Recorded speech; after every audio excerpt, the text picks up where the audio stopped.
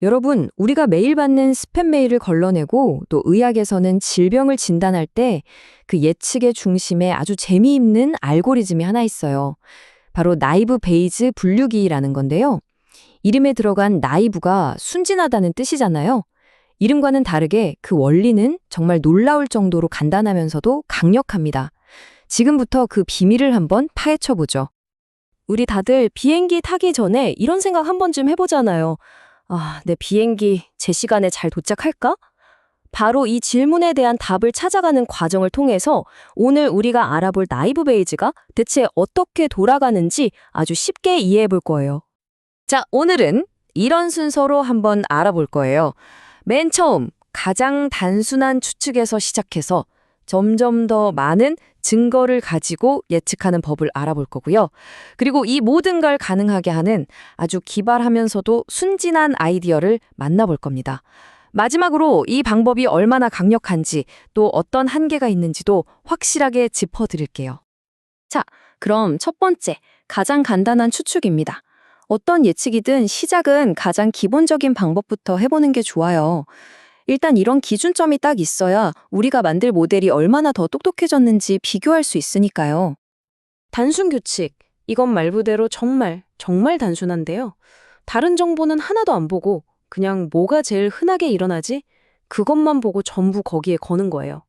예를 들어서 100명 중에 90명이 파란색을 좋아한다고 치면 길에서 처음 만난 사람한테 당신은 파란색을 좋아할 겁니다. 라고 예측하는 거죠. 그래서 실제 비행 데이터 샘플을 한번 까봤더니 와, 무려 82%의 항공편이 제 시간에 도착했더라고요. 그렇다면 여기서 가장 흔한 결과는 뭐겠어요? 바로 정시 도착이죠.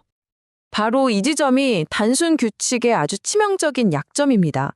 정확도 82%라고 하면 뭔가 그럴싸해 보이잖아요? 근데 정작 우리가 정말 알고 싶고 피하고 싶은 그 연착이라는 18%의 가능성은 아예 쳐다보지도 못하는 셈이 되는 거예요. 아니, 그럼 대체 연착은 어떻게 예측하라는 걸까요? 당연히 더 많은 정보를 써야겠죠. 이제부터 예측의 정확도를 높여줄 증거들을 하나씩 활용하는 단계로 넘어가 보겠습니다. 여기서 조건부 확률이라는 개념이 등장합니다.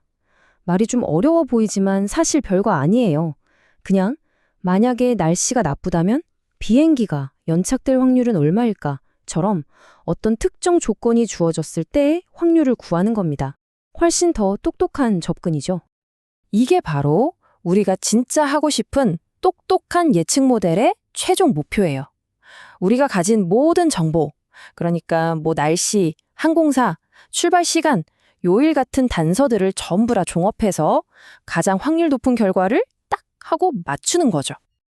그런데 말이죠. 너무 많은 증거를 한 번에 다 쓰려고 하면 꼭 문제가 생겨요. 그리고 바로 이 문제를 해결하는 아주 기발한 아이디어가 등장하는데 이게 바로 나이브 베이즈의 핵심입니다. 이 질문이 바로 머신러닝의 아주 유명한 난관, 차원의 저주라는 걸 보여주는데요. 한번 생각해 보세요.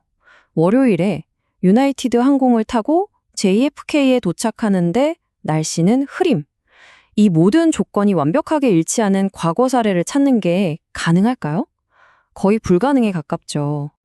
이 불가능해 보이는 문제를 풀기 위해서 나이브 베이지는 아주 대담하면서도 그래서 순진한 가정을 하나 딱 꺼내듭니다.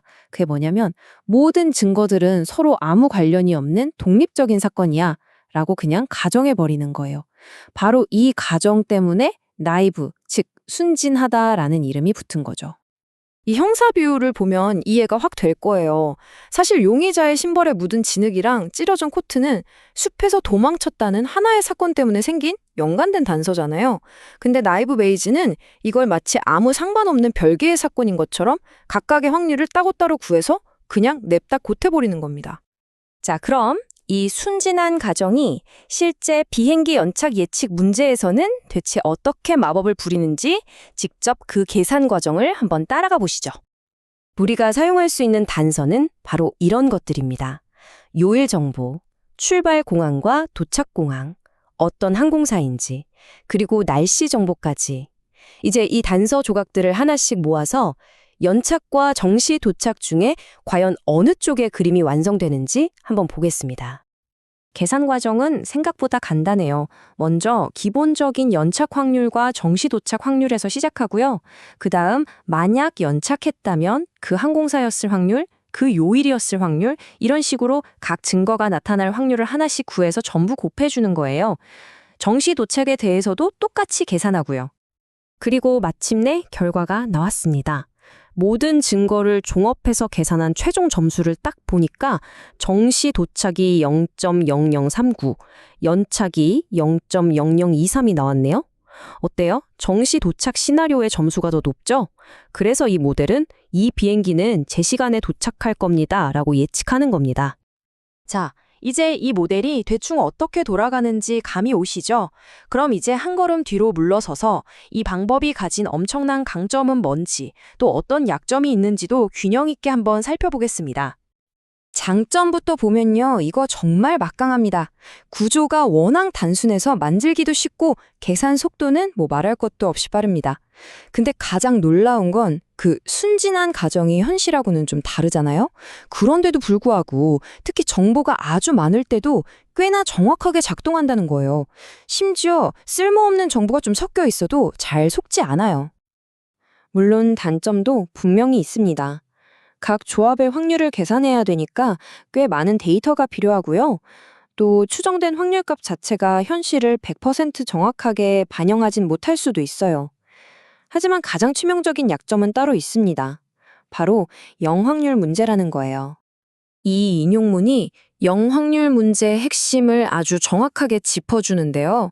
이게 무슨 말이냐면 우리가 학습시킨 데이터에 한 번도 나온 적 없는 새로운 조합, 예를 들어 요트 소유자가 딱 등장하면 다른 확률이 아무리 높아도 전체 계산값이 그냥 0이 되어버리는 거예요.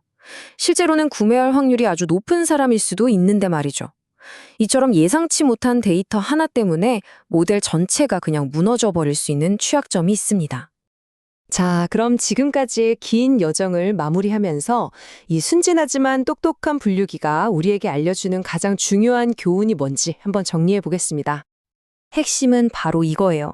나이브 베이지의 진짜 힘은 모든 증거는 다 따로 논다는 어떻게 보면 비현실적인 가정을 통해서 도저히 풀 수 없을 것 같던 복잡한 문제를 아주 빠르고 효과적으로 해결한다는 점입니다.